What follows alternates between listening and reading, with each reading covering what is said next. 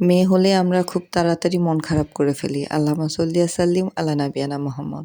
রাসূল সাল্লাল্লাহু আলাইহি ওয়াসাল্লামের ঘরে ৪ জন মেয়ে ছিলেন মাশাআল্লাহ। আবু লাহাবের ২ ছেলের সাথে যখন রাসূল সাল্লাল্লাহু আলাইহি ওয়াসাল্লামের ২ মেয়ের বিয়ে হয় এবং আবু লাহাবের স্ত্রীর জোরপূর্বক কথায় আবু লাহাবের ২ ছেলে রাসূল সাল্লাল্লাহু আলাইহি ওয়াসাল্লামের ২ মেয়েকে তালাক দিয়েছিলেন। আর আবু লাহাব তো রাসূল সাল্লাল্লাহু আলাইহি ওয়াসাল্লামের পুত্র আব্দুল্লাহ যখন দুনিয়া ছেড়ে চলে যায় তখন উপহাস করেছিল যে রাসূল সাল্লাল্লাহু আলাইহি ওয়াসাল্লামের নাম নেয়ার মতো কোনো বংশধর নেই। তবে আল্লাহ পাক রাসূল সাল্লাল্লাহু আলাইহি ওয়াসাল্লামকে এমনভাবে সম্মানিত করেছিলেন যে কিয়ামত পর্যন্ত যতক্ষণ পর্যন্ত আল্লাহর নাম নেয়া হবে ততক্ষণ পর্যন্ত রাসূলের নামও নেয়া হবে। লা ইলাহা ইল্লাল্লাহু মুহাম্মাদুর রাসূলুল্লাহ সাল্লাল্লাহু আলাইহি ওয়াসাল্লাম। আর আজও পর্যন্ত অনেক বাবা-মাই তার মেয়েদের নাম রাসূল সাল্লাল্লাহু আলাইহি ওয়াসাল্লামের মেয়েদের নাম অনুসারেই রাখেন। আলহামদুলিল্লাহ আমার বাবার ঘরে আমরা ৩ বোন ছিলাম। আমার বাবা অসাধারণ একজন বাবা ছিলেন। আমরা ৩ বোন হওয়ার পরও কখনোই আমার বাবা আমাদের দায়িত্ব পালনে বিন্দুমাত্র কার্পণ্য করেননি।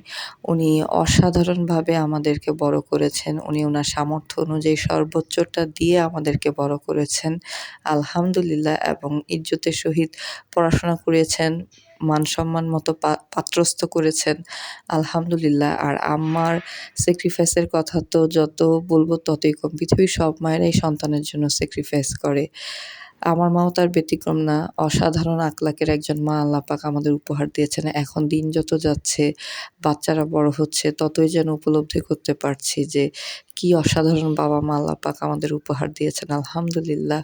তবে কখনো, কখনো ভিত্তিহীন রাগও করি আম্মার উপরে। জানি এই রাগের কোনো মূল্য নাই, অর্থ নাই, উপলব্ধিও করতে পারি। তারপরও কেন জানি না মাঝে, মাঝে এমন অহেতুক আম্মার উপর রাগ করি। তবে এটাও তো সত্যি যে আম্মাকে অনেক বেশি ভালোবাসি। কখনো বলতে পারি না সরাসরি যে, "আম্মা আপনাকে অনেক বেশি ভালোবাসি।" শুধু রাগই করি। কিন্তু আসলে আম্মা আপনাকে আমি অনেক বেশি ভালোবাসি।